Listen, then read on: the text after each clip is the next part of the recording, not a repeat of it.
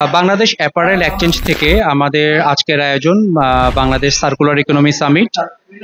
আপনারা হয়তো জানেন যে বাংলাদেশ অ্যাপারেল এক্সচেঞ্জ থেকে আমরা বেশ অনেক বছর ধরেই আমাদের অ্যাপারেল ম্যানুফ্যাকচারিং ইন্ডাস্ট্রির বিভিন্ন ডেভেলপমেন্ট সাইট এবং এফিসিয়েন্সি, সাস্টেনেবিলিটি, সার্কুলারিটি, টেকনোলজি এবং ইনোভেশন নিয়ে কাজ করি। আমাদের অনেকগুলো প্ল্যাটফর্মের মধ্যে একটা হচ্ছে বাংলাদেশ সার্কুলার ইকোনমি সামিট। এই সামিটটাতে আমরা যেটা ফোকাস করার চেষ্টা করছি, আমাদের পার্টিকুলারলি আমাদের অ্যাপারেল ম্যানুফ্যাকচারিং ইন্ডাস্ট্রিতে সাস্টেনেবিলিটি এবং সার্কুলারিটি একটা বড় বিষয়।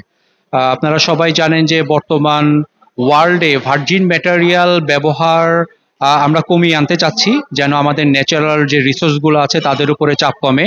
আমরা আমাদের যেগুলো ম্যাটেরিয়ালগুলো অলরেডি ব্যবহার করছি সেগুলোকে আমরা পুনরায় ব্যবহার করতে চাই, সেগুলো আমরা রিসাইকেল করতে চাই, আমরা সেগুলোকে রিসাইকেল করে সেগুলো পুনর্ব্যবহার করতে চাই।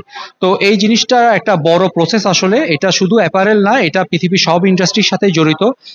ইভেন একটা যে কোনো দেশের ন্যাশনাল ইকোনমির সাথেও আসলে এটা ওতপ্রোতভাবে জড়িত। তো আমরা অ্যাপারেল নিয়ে কাজ শুরু করছি, ইনশাল্লাহ আমরা ভবিষ্যতে অন্যান্য ইন্ডাস্ট্রিতেও কাজ করব এই বিষয়টা নিয়ে। সার্কুলারিটির মধ্যে আমাদের বাংলাদেশে আপনি জানেন যে আমাদের অ্যাপারেল ম্যানুফ্যাকচারিং ইন্ডাস্ট্রিটা আমাদের সবচেয়ে বড় একটা ফরেন কারেন্সি আর্নিং ইন্ডাস্ট্রি। তো এখানের মধ্যে আমরা যে র মেটেরিয়ালগুলো ব্যবহার করি, এই র মেটেরিয়ালগুলোই কিন্তু একটা সিগনিফিক্যান্ট পোর্শন, যে কারেন্সিটা আমরা আর্ন করি তার মধ্যে একটা বড় অংশ ব্যয় হয় র মেটেরিয়ালগুলোর পিছনে, যেটা হচ্ছে প্রায় 60-80% depending on different product and industry. আমরা যদি আমাদের এই র মেটেরিয়ালগুলোকে পুনর্ব্যবহার করতে পারি সম্পূর্ণ ভার্জিন ম্যাটেরিয়াল না ক্রয় করে, তাহলে কিন্তু এখানে ব্যাপক পরিমাণ ফরেন কারেন্সি একদিকে যেমন সেভ করা সম্ভব, আরেকদিকে কিন্তু আমাদের যে ন্যাচারাল যে ইম্প্যাক্ট, আমরা যে পরিবেশ বিপন্ন করে চলেছি সেটাও কিন্তু অনেকাংশে রিডাকশন করার প্রয়োজন। তো এটা একটা সমন্বিত প্রসেস। এটা আসলে আমাদের ম্যানুফ্যাকচারিং যে কমিউনিটি, আমাদের বাইং কমিউনিটি, আমাদের সরকার, আমাদের যারা পলিসি মেকার আছে, অনেক ডেভেলপমেন্ট সেক্টর আমাদের এখানে কাজ করে, ইউরোপিয়ান বিভিন্ন দেশের সংস্থাগুলো কাজ করে, আমেরিকান বিভিন্ন দেশের সংস্থাগুলো কাজ করে। তাদের সবার একটা সমন্বিত সহযোগিতার মাধ্যমেই কিন্তু আসলে আমাদের টার্গেটটা অ্যাচিভ করা সম্ভব। আমরা বিভিন্ন রকম গোল নিয়েছি। আমাদের বাইং কমিউনিটিগুলো কিন্তু আপনি সম্প্রতি জানেন যে ইউরোপীয় ইউনিয়ন একটা গ্রিন ডিল নামে একটা তারা নতুন আইন পাশ করেছে, যেটা এনফোর্স হবে আগামী কয়েক বছরের মধ্যে।